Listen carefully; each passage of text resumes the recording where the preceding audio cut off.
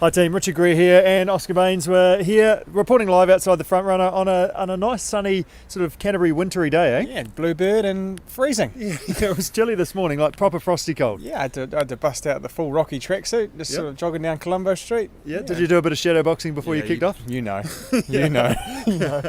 Excellent. Well, I was thinking today is we should have a bit of a wander around and just check out what do we need to get organised for our winter running. Yeah, let's do that. Have you got some options for us? Yeah, I think the most important thing is that people are staying warm and those little tendons and ligaments are kept in good nick. Yep. So what are you going to show us first? Well, first of all, I'm going to show you've us got something you prepared earlier. Mate, I've always prepared something. What have we got there? New 2xU windproof vests. Right. So my favourite option is to wear a vest with a little merino underlayer or a polyprop underlayer, and just keep the wind off your chest, and something that's going to wick away any moisture. And you can pretty much run in most conditions with that. Yeah, there's no excuses. Okay, so have you got anything more to show us? Yeah, or is it just hard enough after that? Just hard enough.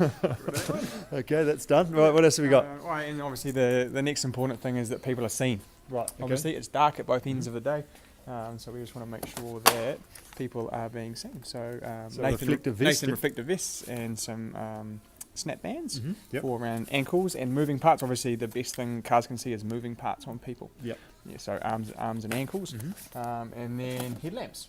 So you've got a few options here. So a headlamp to actually see the trail or headlamp just to be seen? Both probably. So this little Iota, Black Diamond Iota is our most popular one. It's great for just around the city. So those night times when it is a little bit dark, it's 150 lumens and USB rechargeable. So you don't have to worry about having batteries in the top drawer that no one bloody remembers with the groceries.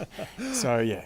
Do you run with one of those? Yeah, if we're going out sort of around the river or in red zone where there's no lights, then definitely 100%. And I think it's sort of courteous too for cars so they can see you. It goes both ways. And they're pretty comfortable to wear these days. They're not big and heavy like they used to be in the old days, are they? No, this is very, very light. I wouldn't notice it on. Yeah. Yep. Nice. Well, we've got anything else? You got a vest for us? No, we've done the vest. Done the vest. Done the lights. And then, my other piece of advice is just in the morning when it's cold, just a pair of compression socks. Right. Do you want to show us those? Yeah, we can. We've got a few options, and we've got some Smart Wool merino ones coming too that haven't quite arrived yet. So what's the point of these?